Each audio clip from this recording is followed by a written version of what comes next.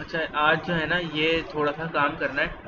ये बुक के अंदर भी जो है ये ग्रेडियंट डिसेंट की जो है ना वो मैथमेटिक्स है। मैं बुक में भी दिखा देता हूँ। तो इसकी ना मैथमेटिक्स से समझ लेते हैं कि जो हमारा ऑप्टिमाइजेशन फंक्शन होता है, जो कि basic optimization function gradient descent optimizer होता है, उसकी मदद से ही जो है ना वो हम लोग मॉडिफाई करते हैं। उसकी मदद से ही हम लोग आर एम एस प्रॉप बनाते हैं, उसको मॉडिफाई करके आर एम एस प्रॉप को मॉडिफाई करके एडम बनाते हैं और उसको मॉडिफाई करके और मज़ीद बनते हैं। तो जो बेसिक ऑप्टिमाइज़र फंक्शन है वो हमारे पास जो है वो ग्रेडियंट डिसेंट है, बेसिक ऑप्टिमाइज़र फंक्शन। तो बुक में जो है ना इसके बारे में है और यहाँ से है ये ग्रेडियंट डिसेंट या स्टोकेस्टिक ग्रेडियंट डिसेंट। अच्छा, तो इसकी ना काफ़ी मैथमेटिक्स है। यहाँ पर तो ये समझ में नहीं आ रहा है, लेकिन सर ने जो है वो ना एक वो दिया था, डेरिवेशन जो है ना इन्होंने लिख कर दी थी।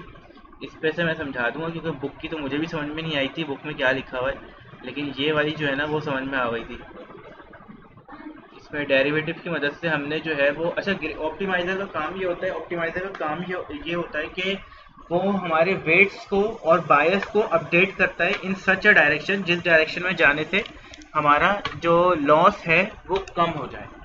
ठीक है, ये काम होता है ऑप्टिमाइज़र का। अच्छा, अब सबसे पहले देखते हैं कि लॉस फंक्शन किस तरह से डिफाइन करते हैं। एक लॉस फंक्शन जिसको मीन स्क्वायर एरर मैंने कहा था, वो लॉस फंक्शन जो है वो इस तरह से डिफाइन होता है, गैस माइनस वाई। यानी कि गैस वो वैल्यू है जो हमारे मॉडल ने प्रिडिक्ट की है और वाई जो है वो उसकी ओरिजिनल वैल्यू है, दोनों को माइनस करके स्क्वायर कर लेते हैं। और हर एग्जाम्पल के लिए ये काम करते हैं। मिसाल के तौर पे अगर मेरे डेटा सेट के अंदर जो है वो 10,000 एग्जाम्पल्स हैं या 10,000 इमेजेस हैं, तो हर इमेज के लिए ये करेंगे ये वाला काम कि हर इमेज को जो है वो प्रिडिक्ट करवाएंगे और जो मॉडल जो वैल्यू प्रिडिक्ट करेगा या जो गैस वैल्यू करेगा उसको उसके टारगेट से माइनस करवा के जो है वो स्क्वायर कर लेंगे। और तमाम वैल्यूज जो है वो इसी तरीके से हम लोग प्रिडिक्ट करवाते रहेंगे, उसका माइनस करके स्क्वायर करते रहेंगे और जब एंड में तमाम एरर्स हमारे पास आ जाएंगी। ये है error, guess minus Y I का whole square, guess minus Y का होल स्क्वायर, ये एरर है। सही है। तो इन तमाम एरर्स को जब हम सम कर लेंगे, यहाँ पे लिखा हुआ i is equal to 1 to n, मिसाल के तौर पे अगर n ट्रेनिंग एग्जाम्पल्स हैं मेरे डेटा सेट के अंदर तो i is equal to 1 to n, उन सबको सम कर लेंगे तो मैं बोलूंगा कि ये आ गया मेरा लॉस फंक्शन या कॉस्ट फंक्शन। इसको लॉस फंक्शन भी बोलते हैं और इसको कॉस्ट फंक्शन भी कहा जाता है। सही है। Our goal is to minimize this cost, हमें जो है इस कॉस्ट को मिनिमाइज करना है। Means we have to find such values of weight और bias at which cost is minimum, हमें वेट और बायस की ऐसी वैल्यू फाइंड करनी है जिसपे कॉस्ट जो है वो मिनिमम हो जाए। What is meant by minimizing a function. अब इन्होंने कुछ सपोजिशन की हुई है। लेट कॉस्ट को जो है वो y मान लो और जो गैस माइनस y है उसको, जो कि एरर है, उसको x मान लिया। तो अब देखो ये जो कॉस्ट थी इसको y मान लिया, इसकी जगह y लिख देते हैं। और ये जो गैस माइनस y था इसको x माना भाई, तो इसकी जगह x स्क्वायर है। और चूंकि सम हुआ भाई तो उन सबका जो सम आएगा तो मतलब समीशन एक्स स्क्वायर कह लो तुम इसको, या इन्होंने समीशन को नहीं लिखा हुआ है, बस डायरेक्ट लिख दिया y equal to X square और बन गई ये इक्वेशन ऑफ पैराबोला। ठीक है ना, इक्वेशन ऑफ पैराबोला बन गई ना ये। अब अरे यार ये क्या हो गया।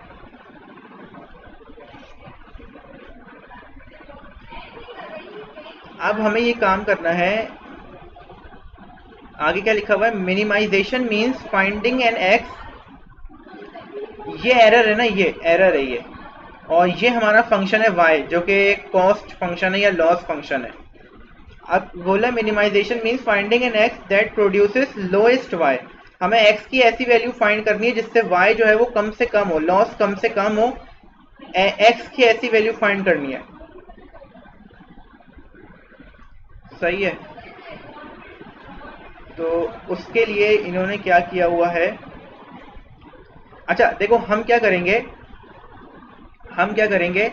इस पैराबोला का जो है ना वो डेरिवेटिव लेंगे और मिनिमा फाइंड आउट करेंगे। ये देखेंगे कि मिनिमा किस पॉइंट पर निकल रहा है। समझ में आ रही है बात?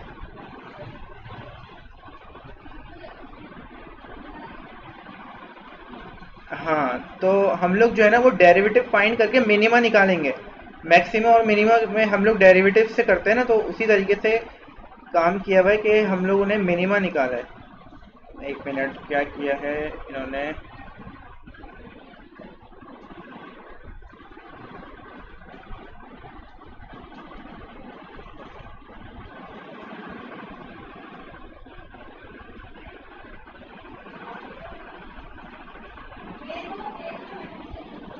अच्छा, ये जो हमारा एरर है ना, ये जो एरर है ये दो चीज़ों पे डिपेंड करता है।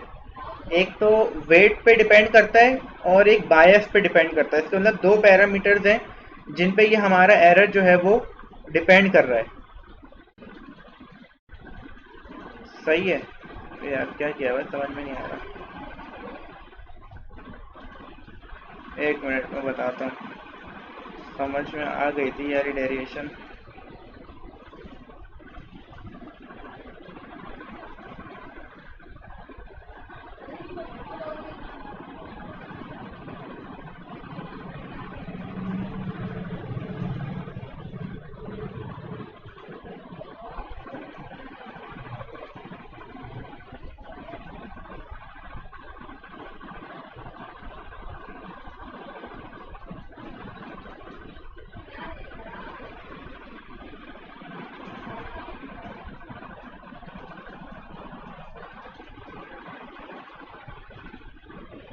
एम एक्स प्लस बी, ये समझ में आ रहा है ये किस तरीके से लिखा हुआ है? M X plus B minus Y, error की जगह इन्होंने लिखा हुआ है M X plus B minus Y. ये एरर है। अच्छा हाँ, सही है। ये जो गैस है ना, ये गैस कैसे आया था? हम लोगों ने स्ट्रेट लाइन की इक्वेशन फिट की थी ना, एम एक्स प्लस बी। तो गैस तो एम एक्स प्लस बी होगा, ठीक है। और माइनस वाई ये ओरिजिनल वैल्यू है, ठीक है। यहाँ पर स्क्वायर आना चाहिए, इन्होंने स्क्वायर पता नहीं क्यों नहीं लगाया हुआ है।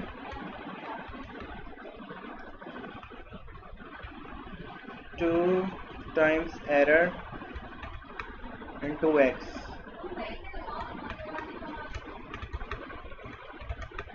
यार ये होना ये चाहिए कि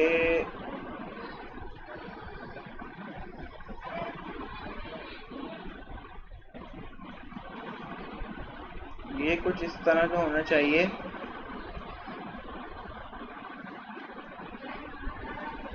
M X plus B minus Y का होल स्क्वायर और इसका डेरिवेटिव लेना है हमें।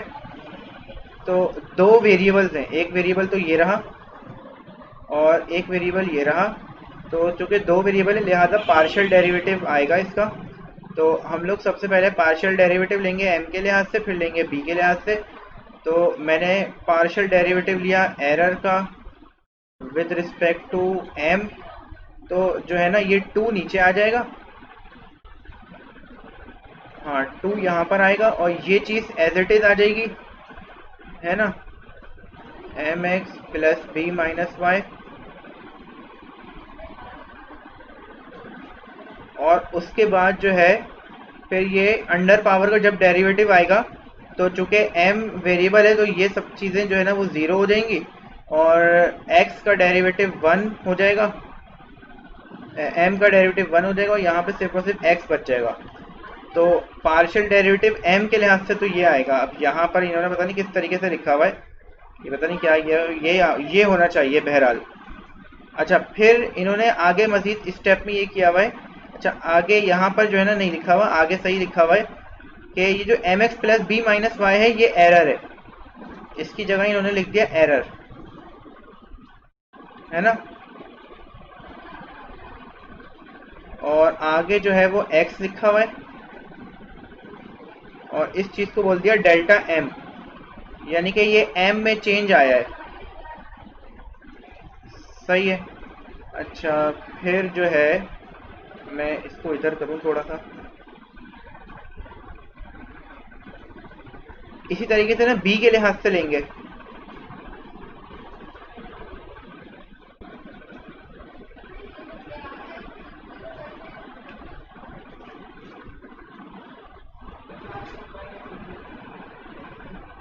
इसी तरीके से फिर बी के लिहाज से जब लेंगे तो क्या होगा, यहाँ पर लिया हुआ बी के लिहाज से 2mx plus B minus Y, और डेरिवेटिव इसका जब आ जाएगा तो ये 0 हो जाएगा, ये भी 0 हो जाएगा, सिर्फ b की वैल्यू 1 हो जाएगी। तो b का डेरिवेटिव 1 हो जाएगा, ये आ गया 1, तो ये डेल्टा b हो जाएगा 2 टाइम्स एरर। सही है। तो हमें जो है वो ये पता चल गया कि डेल्टा m क्या चीज़ है और डेल्टा b। अच्छा, ये डेल्टा का क्या मतलब है, ये बताओ, किस चीज़ में चेंज है?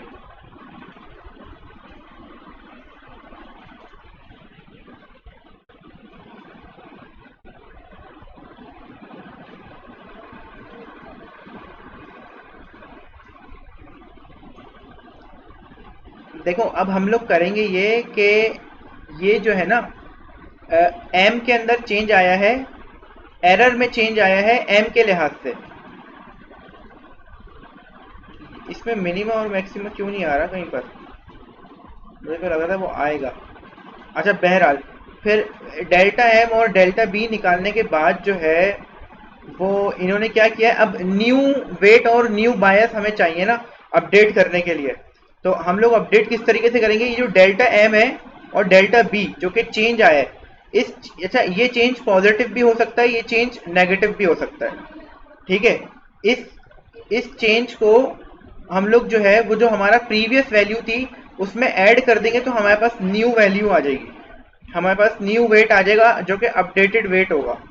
और सिमिलरली इस b को हम लोग पुराने वाले b के अंदर जब हम लोग चेंज इन b ऐड करेंगे तो हमारे पास b की न्यू वैल्यू आ जाएगी, ये अपडेटेड वैल्यू होगी। और फिर इस वाली वैल्यू को दोबारा से जो है वो अगली इपॉक के अंदर ऑप्टिमाइज करेंगे, यही डेरिवेटिव का प्रोसेस लगाकर।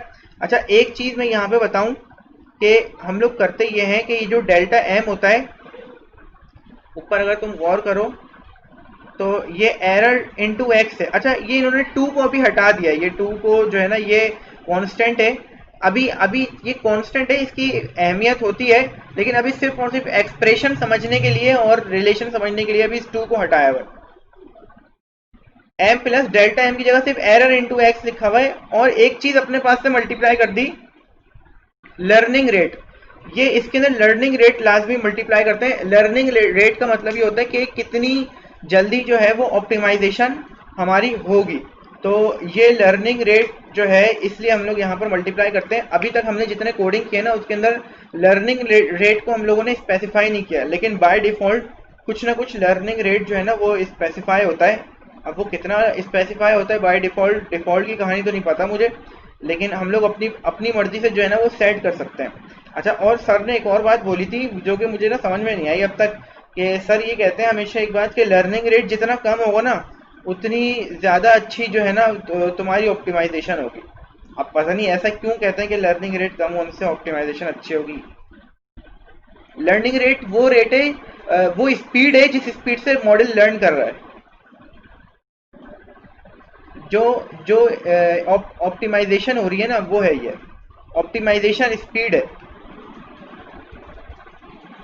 तो बस ये डेरिवेशन ना इतनी बहुत समझ में आई है, मुझे भी कोई इतनी खास समझ में नहीं आई, लेकिन बस थोड़ा बहुत पता होना चाहिए कि इसके अंदर अगर और ज़्यादा समझना है तो यूट्यूब पे वैसे है काफ़ी सारी चीज़ें, लेकिन बस पता होना चाहिए कि डेरिवेटिव वगैरह के इस्तेमाल से जो है वो हम लोग जो है वो ये वाला सारा काम करते हैं।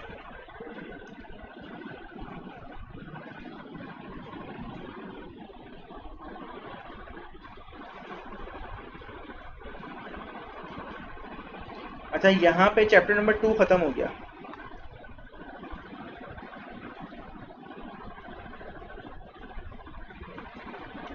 चैप्टर नंबर 3 पे चलते हैं। और हाँ,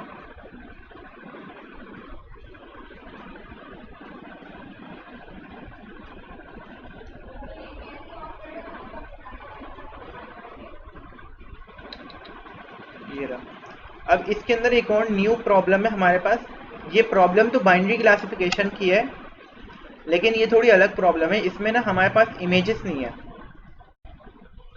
बल्कि हमारे पास IMDb डेटा सेट है। IMDb की वेबसाइट से जो है ना वो मूवी के रिव्यूज हम लोगों ने निकाले। अब रिव्यू जो है वो पॉजिटिव भी होते हैं और रिव्यू नेगेटिव भी होते हैं। उन रिव्यूज को हम लोग क्लासिफाई करेंगे पॉजिटिव और नेगेटिव में। पॉजिटिव रिव्यूज का लेवल 1 होगा और नेगेटिव रिव्यूज का लेवल जो है वो 0 होगा। तो ये कैरस में ये जो है ना वो पैक होकर आता है IMDb डेटा सेट। सही है, तो इसके अंदर मूवी के रिव्यूज हैं। तो मैं इसको चला लेता हूँ ज़रा।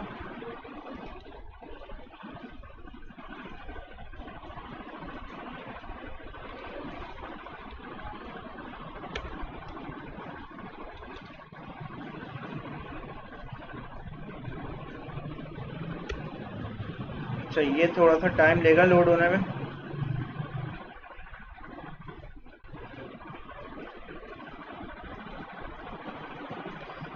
अच्छा, अगर तुम यहाँ पे देखो तो हम लोगों ने क्या किया, फ्रॉम TensorFlow.keras.datasets, कैरस के डेटा सेट में से इंपोर्ट कर दिया IMDb, और TensorFlow STF numpy as np। फिर उसके बाद जो है IMDb डॉट लोड डेटा करवाया, और 4 जो है वो आउटपुट आएंगे, train data, train labels, test data, test labels. और यहाँ पे एक इसके अंदर एक आर्ग्यूमेंट पास कर दिया नम वर्ड्स। नम वर्ड्स का मतलब क्या है, यहाँ पे लिखा हुआ है the argument num words 10,000 means you will only keep the top 10,000 most frequently occurring words in the training data। देखो अब ना होता ये है कि हमारे जो रिव्यूज होते हैं ना वो उसके अंदर जो है वो इंग्लिश के, जाहिर सी बात है इंग्लिश लैंग्वेज में वो रिव्यूज होंगे। तो अब देखो कुछ वर्ड्स ऐसे होते हैं, कीवर्ड्स होते हैं, जो कि उन कीवर्ड्स की मदद से हम ये पता लगा सकते हैं कि हमारा जो रिव्यू है वो पॉजिटिव रिव्यू है या नेगेटिव रिव्यू है। उन कीवर्ड्स की मदद से ही हम पता लगा सकते हैं। मिसाल के तौर पे एक कीवर्ड है आउटस्टैंडिंग, ऑसम या वेरी बैड। तो इस तरह के जो कीवर्ड्स हैं इन्हीं की मदद से हमें पता लगता है कि हमारा रिव्यू पॉजिटिव है या नेगेटिव। और बाकी जितने लफ्ज होते हैं जो कि ग्रामर को के लिए लिखे जाते हैं उनकी मदद से पता नहीं लगेगा कि भाई इसमें जो है ये अच्छा रिव्यू है या ये अच्छा रिव्यू नहीं है। तो इन्होंने क्या किया हुआ है, कैरस वालों ने ये किया हुआ है कि हमें ना पूरा का पूरा रिव्यू प्रोवाइड नहीं किया। देखो अगर असल प्रॉब्लम हम करने जाए ना, हम लोग अगर खुद से प्रोजेक्ट बनाने जाए, तब तो हमारे पास ये होगा कि हमारे पास असल में रिव्यूज आएंगे, स्ट्रिंग की फॉर्म में वो रिव्यूज आएंगे। लेकिन अब मैंने बताया था कि हमारा जो कंप्यूटर है वो स्ट्रिंग को तो समझता नहीं है। अब स्ट्रिंग को जो है वो हमें जो है वो ट्रांसफॉर्म करना पड़ेगा नंबर की फॉर्म्स में। तो सबसे पहले स्ट्रिंग को हम लोग ट्रांसफॉर्म करते हैं नंबर्स की फॉर्म में और इंटीजर्स की फॉर्म में, और उस इंटीजर को फिर हम लोग को जो है ना हम लोग 0 1 के अंदर 1 हॉट इनकोड कर देते हैं, है ना।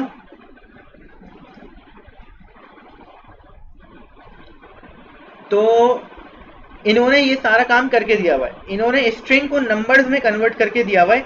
बस अब हमारा इतना काम रह गया कि हमें नंबर्स को 1 हॉट इनकोड करना है। सही है। तो ये जो नम वर्ड्स 10,000 है, इसका मतलब यह है कि हम लोग जो है you will only keep the top 10,000 most frequently occurring words in the training data. हम लोग सिर्फ उन वर्ड्स को अपने डेटा के अंदर रख रहे हैं, टॉप 10,000 उन वर्ड्स को अपने डेटा में शामिल कर रहे हैं जो कि मोस्ट फ्रीक्वेंटली हैं। तो हमारा जो डेटा है वो मेरे ख्याल में 10,000 का होगा। मैं यहाँ पे चेक कर लेता हूँ। ट्रेन डेटा 0,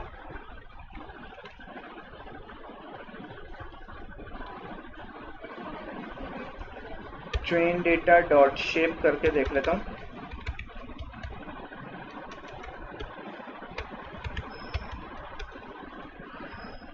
पच्चीस 25,000 रिव्यूज हैं। अच्छा एक मिनट, ट्रेन डेटा क्या चीज़ है? ओह हाँ, ये ना रिव्यूज हैं, इसके अंदर जो है वो 25,000 एलिमेंट्स हैं। ये तो मुझे कितनी लिस्ट लग रही है, एक लिस्ट, 2 लिस्ट और बहुत सारी लिस्ट है इसके अंदर। तो डॉट डॉट डॉट, हाँ एक लिस्ट इन लिस्ट है ना भाई। ऐसा इसलिए क्योंकि एक जो जो जो आउटर लिस्ट है वो तो डेटा सेट को इनक्लोज करे हुए, और जो अंदर छोटी छोटी लिस्ट है ना उसके अंदर रिव्यू लिखा हुआ है। हर अंदर की हर एक लिस्ट एक रिव्यू बता रही है। जो आउटर लिस्ट है वो तो उसके अंदर डेटा पैक हुआ हुआ है ना। जो आउटर लिस्ट है उसमें जो डेटा पैक हुआ है, और जो इनर लिस्ट है, हर लिस्ट एक रिव्यू बता रही है। जैसे कि ये वाली जो लिस्ट है यहाँ से लेके जो कि यहाँ तक है, ये कोई एक रिव्यू है।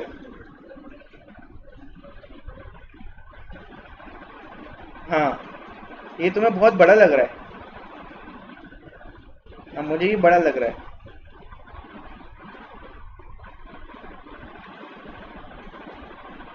हर नंबर एक वर्ड को रिप्रेजेंट कर रहा है, बिल्कुल। ये वाला ये वाली लिस्ट थोड़ी छोटी है, और फिर बीच में डॉट डॉट डला हुआ है, मतलब बीच में जो है वो और भी लिस्ट है। अच्छा, तो इसकी शेप क्यों नहीं सही आ रही, पता नहीं क्यों नहीं सही आ रही इसकी शेप। 25,000 ये वेक्टर में कन्वर्ट तो हुआ है।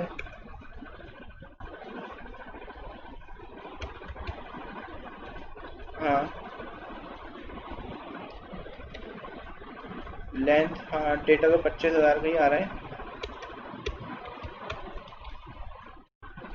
डायमेंशन np डॉट डायमेंशन होगा शायद। यार क्या था वो, डायमेंशन कैसे चेक करते थे? करवाई भी तो है ये रही।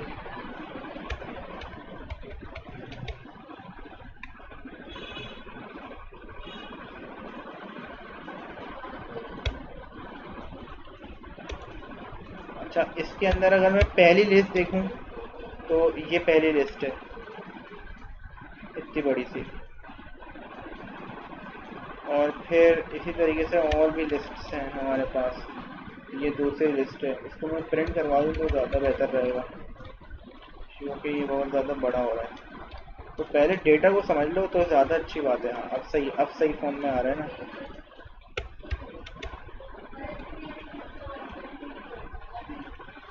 अच्छा, बहरहाल ये किसी तरीके से ना रिव्यूज़ हैं, ये हर लिस्ट आ जा रही है, और टोटल हम अगर इसको प्रिंट करवाते हैं तो हमारे पास एक लिस्ट इन लिस्ट आती है।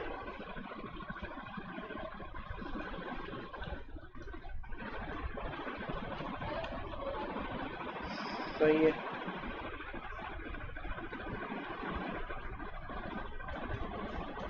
इसके बाद क्या किया हुआ है, ट्रेन लेबल्स। लेबल्स के अंदर तो 0 या 1 होगा। 1 का मतलब है कि वो पॉजिटिव रिव्यू है, और 0 का मतलब कि वो नेगेटिव रिव्यू है। अच्छा, अब जो है ना, हाँ, अब ये स्टेप इम्पोर्टेंट है। प्रिपेयरिंग द डेटा लिखा हुआ है, you can't feed list of integers into neural network, you have to turn your list into tensors, there are 2 ways to do that. हमें अपनी लिस्ट को जो है वो टेंसर्स में कन्वर्ट करना है। इसको जो है ना, list of integers neural network में नहीं जा सकती। अच्छा, ये क्या कह रहे हैं, दो तरीके। पहला तरीका मैं पढ़ के नहीं बता रहा हूँ क्योंकि वो समझ में भी नहीं आएगा। दूसरा तरीका मैं बता रहा हूँ, और दूसरे तरीके में यही कह रहे हैं कि let's go with the latter solution. दूसरे वाले सोल्यूशन पे हम जाएंगे जो कि वन हॉट इनकोड का है। जो पहला तरीका है ना, वो वर्ड एम्बेडिंग का है। शायद तुमने सुना हो लफ्ज, अगर अभी आजकल जो क्लासें चल रही हैं वो वर्ड एम्बेडिंग के ऊपर ही चल रही हैं क्लासें। चैप्टर 7 क्लासें ले रहे हो आजकल की?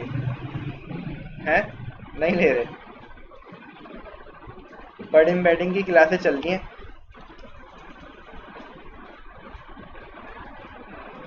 क्लासेस से ये थोड़ा बहुत समझ में आता है, इतना खास नहीं समझ में आता। यार सर नासिर जो है ना वो काफ़ी बेहतर है, सर अनीस तो अल्लाह माफ़ करे, कुछ भी समझ में नहीं आता। सर अनीस बोलते क्या है, क्या करते हैं, कुछ समझ में नहीं आता। सर नासिर तो बहुत ज़्यादा बेहतर है उनके मुकाबले में।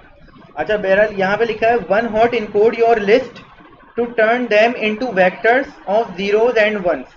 This would mean for instance turning the sequence. मिसाल के तौर पे एक लिस्ट है मेरे पास 3,5। अभी हमारे पास तो बहुत बड़ी लिस्ट है, इन्होंने एग्जाम्पल देने के लिए एक छोटी लिस्ट ली है। Turning the sequence 3,5 into a 10,000 dimensional vector. इसको हम 10,000 डायमेंशनल वेक्टर के अंदर कन्वर्ट करेंगे। That would be all zeros, जिसके अंदर तमाम, यानी कि हम इस लिस्ट को जो है जिस वन हॉट इनकोड वेक्टर में कन्वर्ट करेंगे, उस वेक्टर के अंदर 10,000 जो है ना वो एलिमेंट्स होंगे। और फिर क्या करेंगे हम लोग, उसके अंदर क्या होगा, that would be all zero, और हर एलिमेंट जीरो होगा except for the indices 3 and 5। सिर्फ इंडेक्स 3 और 5 पे 1 होगा, बाकी तमाम इंडेक्स जो है वो जीरो होगा 10,000 डायमेंशनल के अंदर। अच्छा इसको ना 1 मिनट रुको,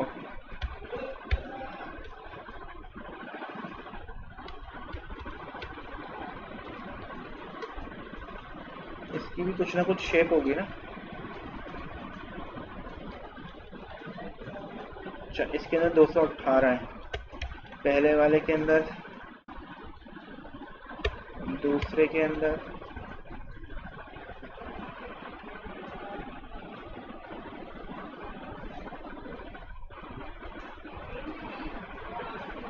अच्छा सही है। अच्छा फिर इन्होंने ना अच्छा और इन्होंने ना ये काम मैनुअली किया हुआ है, 2 कैटेगोरिकल से पता नहीं क्यों नहीं किया हुआ। असल में 2 कैटेगोरिकल से ना मैंने अभी करके मैं देख रहा था, काम सही हो नहीं रहा था, करके देख रहा था दोबारा अगर हो जाता है तो। From tensor flow dot Keras import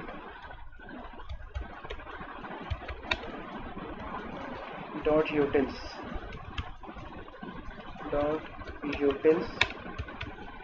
import to categorical।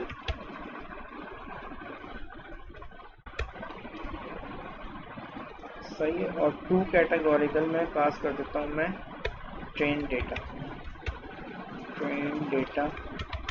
पता नहीं हो जाए तो हो जाए।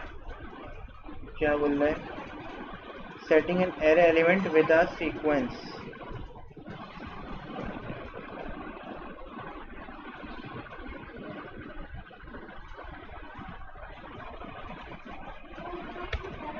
tf डॉट वन हॉट, एक और वन हॉट इनकोडिंग का ये फंक्शन है, इससे अगर मैं करके देखूं train data one hot missing one required positional argument that is depth. अच्छा इसके अंदर जो है डेप्थ अगर मैं दे देता हूँ 1 2 3 4 10,000, fail to convert number array to tensor. पता नहीं यार ये क्यों नहीं हो रहा, समझ से बाहर है। चलो मैनुअली देख लेते हैं क्या किया इन्होंने।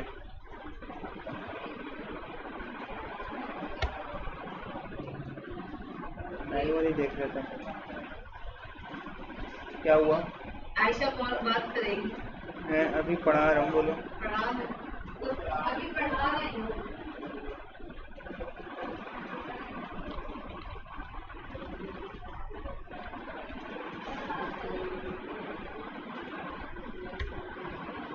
अच्छा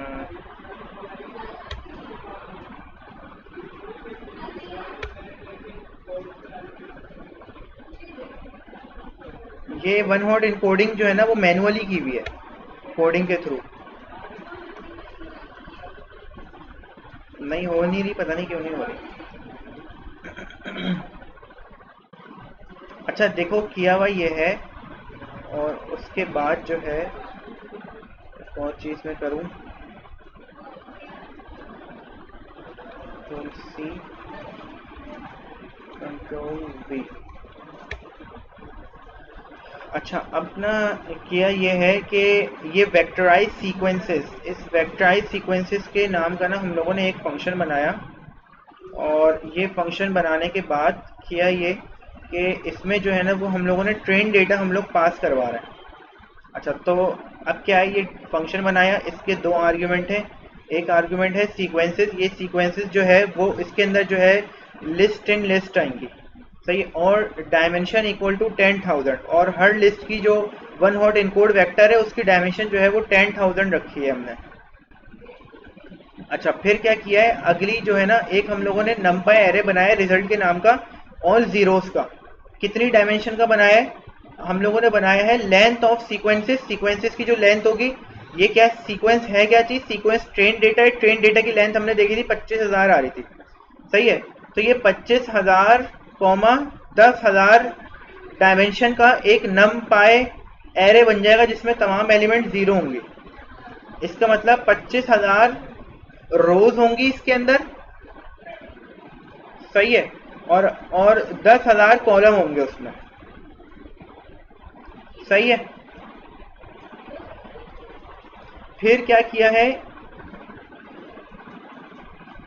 length of sequences. Length of sequences क्या चीज है, हम लोगों ने वेक्टराइज सीक्वेंसेस के अंदर जो है ना वो ट्रेन डेटा पास करवाया हुआ है, यानी कि इसके अंदर जो है वो ट्रेन डेटा जाएगा ना सीक्वेंसेस के अंदर, और उसकी निकाली लेंथ।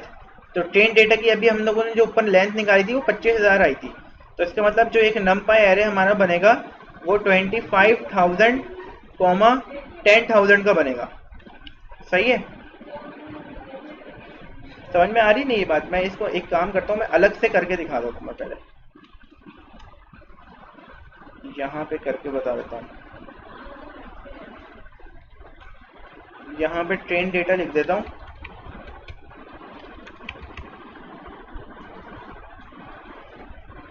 रिजल्ट कर देता हूँ, उसको चेंज कर देता हूँ थोड़ा सा।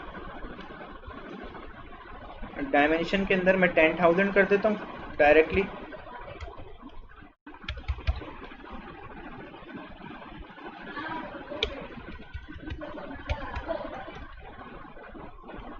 अच्छा, तो ये देखो ये बन गई है।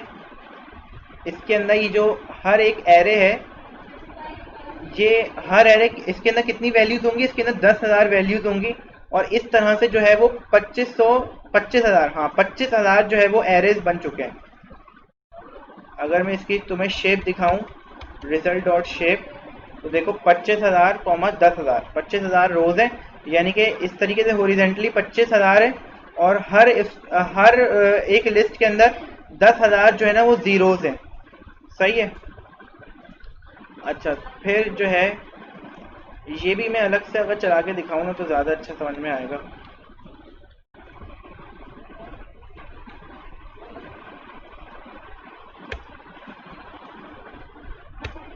For i comma train data,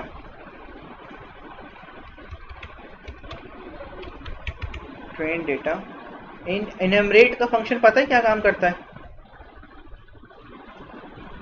इनमरेट नहीं पढ़ा?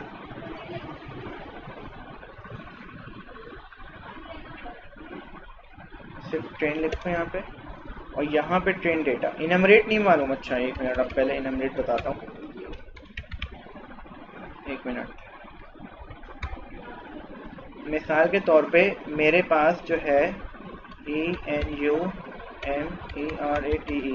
इनमरेट, और इसमें इस इनमरेट के अंदर मैंने क्या किया, मैंने एक लिस्ट पास कर दी। सही है। और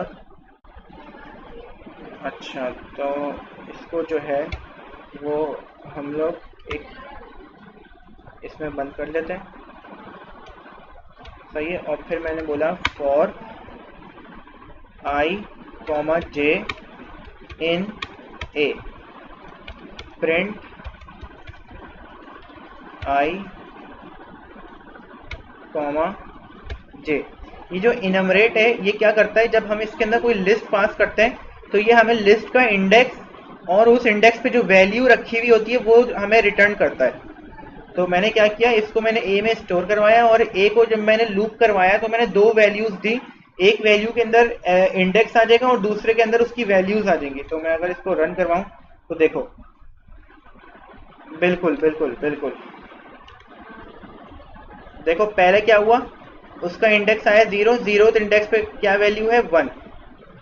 सही है। फिर फर्स्ट इंडेक्स पे क्या वैल्यू है 2। ये इनमरेट काम करता है, समझ में आ गया ना इनमरेट का फंक्शन।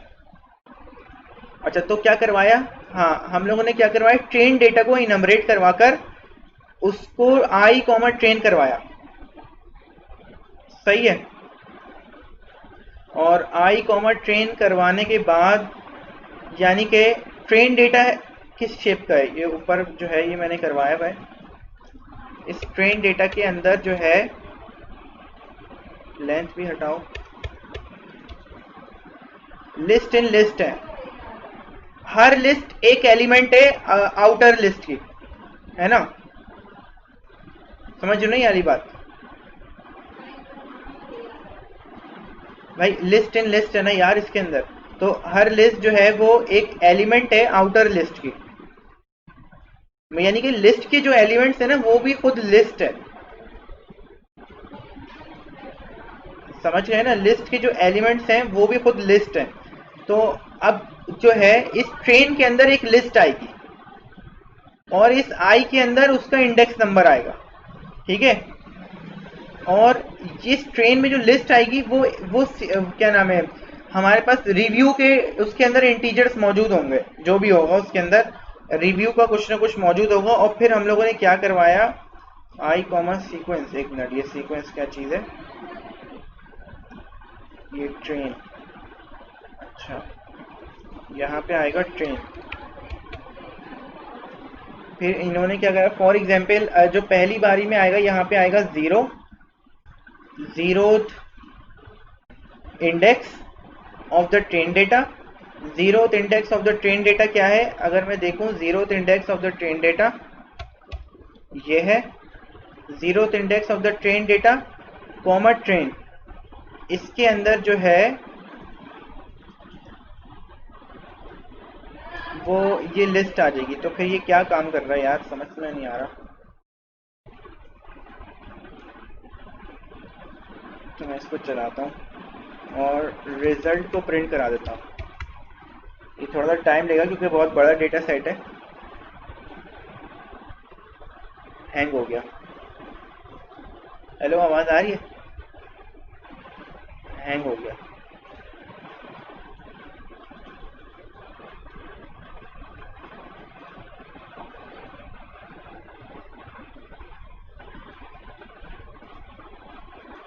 हैंग हो गया,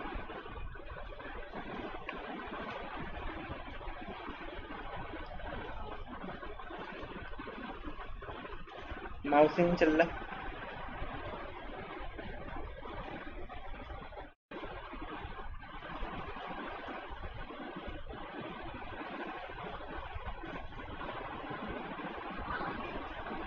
माउस नहीं चल रहा।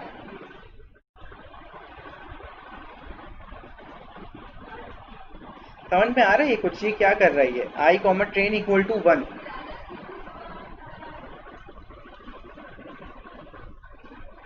आई कॉमा ट्रेन इक्वल्स टू 1, इसमें कुछ समझ में आ रहा है ये क्या कर रहा है भाई। आई तो जो है ना वो इंडेक्स नंबर है, ट्रेन आपकी लिस्ट है, और रिजल्ट क्या है, रिजल्ट वो नंपाई एरे है जो हमने अभी ऊपर बनाया है ना, जिसमें तमाम जीरोज हैं।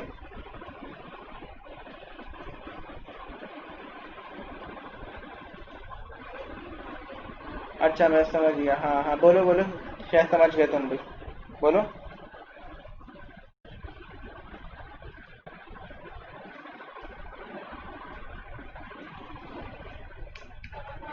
ये वहां वहां 1 पुट करेगा जो जो वैल्यूज हमारे पास मौजूद होंगे। एक मिनट ये रन हो जाए फिर मैं बताता हूँ, समझ में आ गया। हाँ यार देखो, असल में जो है ना, ये जो हमारी जो रिजल्ट वाली लिस्ट है ना, इसके अंदर 10,000 वैल्यूज हैं, 10,000 जीरोज हैं इसके अंदर, सही है। अच्छा हो गया ये शायद रन, शुक्र, क्या हो गया था भाई ये। तो उसके अंदर जो 10,000 वैल्यूज हैं, और बिल्कुल बिल्कुल, अब जैसे कि कोई एक वैल्यू जो है ना ट्रेन डेटा के अंदर, एक वैल्यू होगी 128, मिसाल के तौर पे कोई एक वैल्यू अगर 128 है, अगर मैं ऊपर लेके जाऊं, जैसे कि ये है मिसाल के तौर पे 32 है एक वैल्यू, तो अब 32 इंडेक्स के ऊपर ना 1 आ जाएगा, 178 इंडेक्स पे 1 आ जाएगा, 19 वाले इंडेक्स पे 1 आ जाएगा, 5535 वाले इंडेक्स पे 1 आ जाएगा, 18 वाले इंडेक्स पे 1 आ जाएगा, 51 वाले इंडेक्स पे 1 आ जाएगा। ये काम कर रहा है, समझे। रिजल्ट ऑफ जीरो में दिखाता हूँ, अब ना हैंग हो जाए यार। क्यों हैंग हो रहा है यार, कोई इतनी हैवी कंप्यूटेशन नहीं है।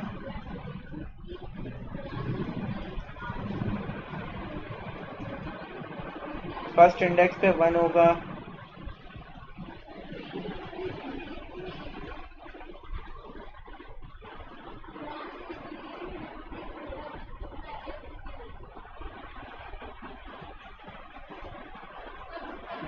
फर्स्ट इंडेक्स पे 1 है, सेकंड इंडेक्स पर भी 1 है यहाँ पर, तो क्योंकि 2 कहीं ना कहीं होगा यहाँ पर, बीच में कहीं ना कहीं ये रहा 2, इसलिए 2 पर भी 1 है।